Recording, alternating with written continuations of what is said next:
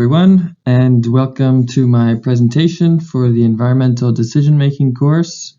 Today we are going to talk about social norms for environmental conservation. So a good place to begin is with the context of understanding descriptive norms. Descriptive norms can be understood as the perception of what is, or as they're describing in other words here, the perception of how people do in fact behave.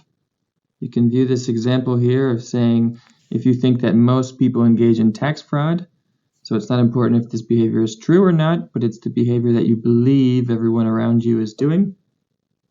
So the point of this presentation today is to have an understanding of how descriptive social norms ultimately affect behavior, to understand how to influence desired behavior through communication of descriptive norms, and lastly, to understand how strategic communication can influence behavior that promotes environmental conservation. So an important point to start with is understanding the influence of social norms on human behavior. The key insight to understand here is that when confronted with a social norm, an individual's tendency is to conform to the socially normal behavior. So I have a brief video here illustrating this point.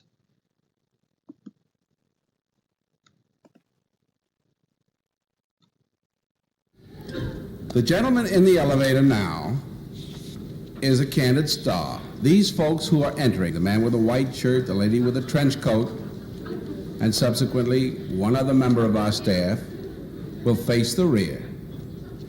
And you'll see how this man in the trench coat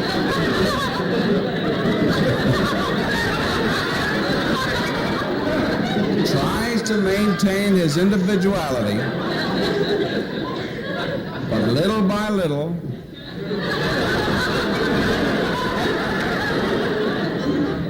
he looks at his watch, but he's really making an excuse for turning just a little bit more to the wall. Now we'll try it once again. Here's the candid subject. Here comes the candid camera staff, 3 of them at least. And this man has apparently been in groups before.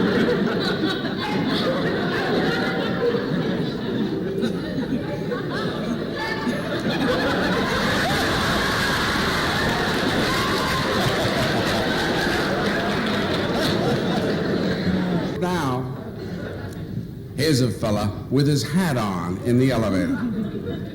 First he makes a full turn to the rear and Charlie closes the door. A moment later, we'll open the door. Everybody's changed positions.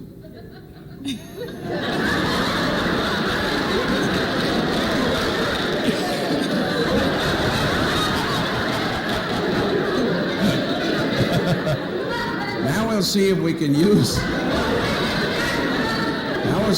use group pressure for some good. Now, in a moment, on Charlie's signal, everybody turns forward. Notice they take off their hats. And now, do you think we could reverse the procedure? Watch.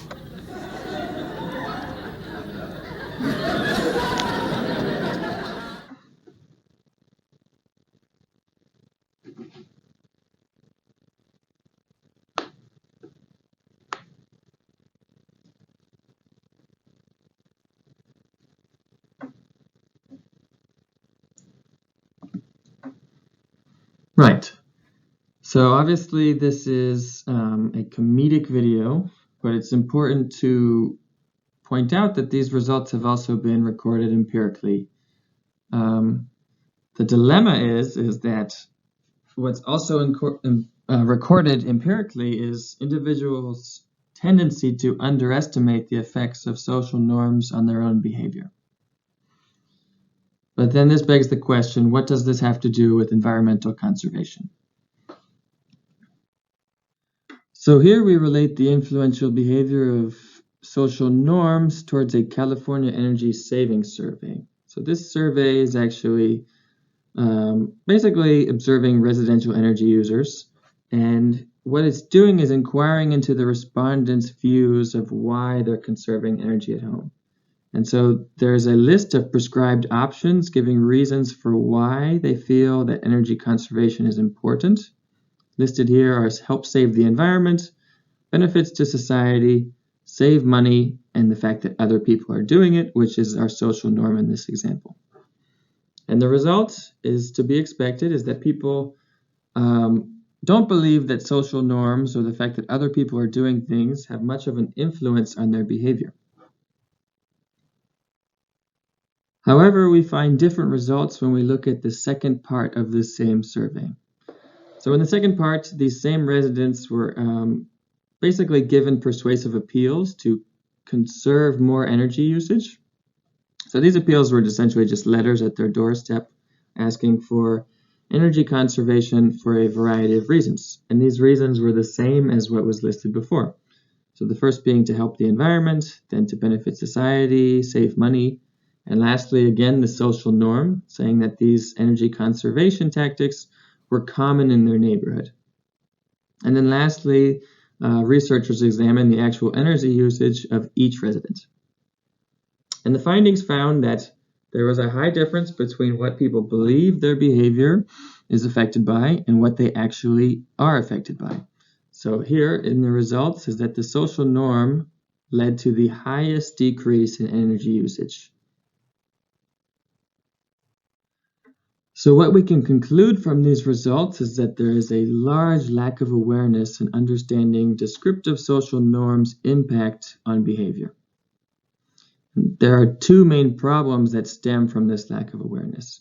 The first being is that this general ignorance towards social norms' behavioral influence actually leads to a general ignorance amongst communicators in how to effectively implement persuasion tactics. And the second problem here is that this same general ignorance on human behavior actually leads communicators to implement persuasion tactics that can be counterproductive to what their intentions actually are. So I will elaborate on these problems with real-world examples. For the first problem, we can look at a hotel study viewing how hotel campaigns actually employ messaging for encouraging customers to reuse their towels. So here researchers observed that typically hotel campaigns for towel reusage emphasize on environmental concerns, future generation concerns, or concerns of resources and expense. And what they've observed is that they never implement a descriptive norm in their appeal to customers for reusing towels. This would be an example of a majority of hotel guests reuse their towels when given the opportunity. And what this results in is a communication effort that ultimately misses an opportunity to effectively influence customer behavior. The second lack of awareness problem can be further explained through the Petrified Forest National Park study. So this is a national park in the United States where the main attraction is calcified wood, being now a stone product. And this park essentially has a problem of continuous theft of this wood.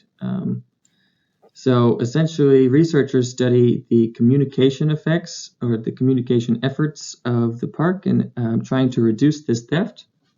So they looked at the signs that the park employed saying many past visitors have removed petrified wood from the park, changing the natural state of the petrified forest. And what they concluded is that the result of this messaging attempt actually increases theft, because in this sign technique, they're describing theft as a descriptive social norm, describing many past visitors having removed the petrified wood from the park. So in order to combat these two problems stemming from a lack of awareness, it is beneficial to implement strategic use of social norms.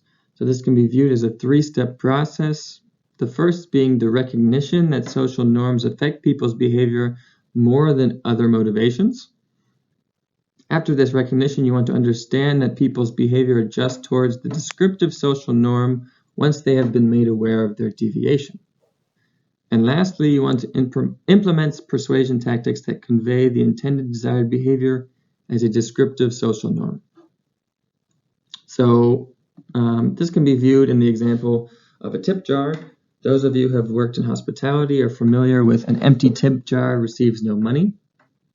So in this example, a strategic use of social norms would be placing money in the tip jar in order to change the social norm so that it seems more acceptable and popular to give a tip because it looks like so many other people have already done so. So I will now revisit these same studies we just looked at in order to show methods of strategic social norm implementation. So again, looking back at the hotel reusage campaign, this time researchers tested their own messaging for influencing guest behavior on how to reuse towels. So they gave persuasion tactics of 3 options, one emphasizing the environment, one emphasizing working together to save the environment, and then the last one was the social norm, saying join 75% of your fellow guests in helping to save the environment. And the results is that compared to the other messages, the social norm message actually increased towel reusage by 34%. This implementation strategy can be seen again with the Petrified Forest National Park study. So this time researchers implemented 2 types of signage, trying to persuade thieves from not stealing the petrified wood. And then they recorded the theft rates amongst the park areas with these different types of signs. So the first sign was the one that we're familiar with, the one emphasizing a social norm that it's becoming popular for people to steal. However, the new sign influenced the fact that there is a lone thief, depicting this thief as not popular, just a single person performing this action. And the results showed that this new signage showing the social norm as not stealing actually reduced theft rates. And as we see, compared to no sign control at all, like we observed before, the original sign postage describing the social norm of theft actually increased theft rates by a significant percentage. So research from studies like these that are observing strategic implementation of persuasion tactics have gained ultimately 2 main insights from social norms. The first being is that people look for guidance in times of uncertainty. We can see this pretty clearly in our elevator example. Essentially people looking for the idea of what is accepted behavior when they are uncertain of what to do. And followed by this is that descriptive social norms with more familiarity actually have a more influential effect over behavior. So in order to clarify this, I think you can look back at our hotel towel usage example. And within this study, there's actually another layer where they specified social norm messaging. So from the social norm message of guests who have stayed in this hotel, this was changed to guests who have stayed in this room. And this increase in familiarity actually increases the rate of towel reusage with guests, leading to the conclusion that the more familiar individual feels with the group, the more the social norm of that group will be willing to influence their behavior. Lastly, I want to introduce some important moral considerations when thinking about social norms' influence on behavior. So this is the question, what are the moral limitations for influencing individuals or groups' behavior through descriptive social norms? And more specifically, this can be viewed as how much should real statistics about human behavior be manipulated in order to gain a desired effect on environmental conservation. So in other words, this is basically asking, what are the thresholds of providing manipulated data in order to gain your intended effects?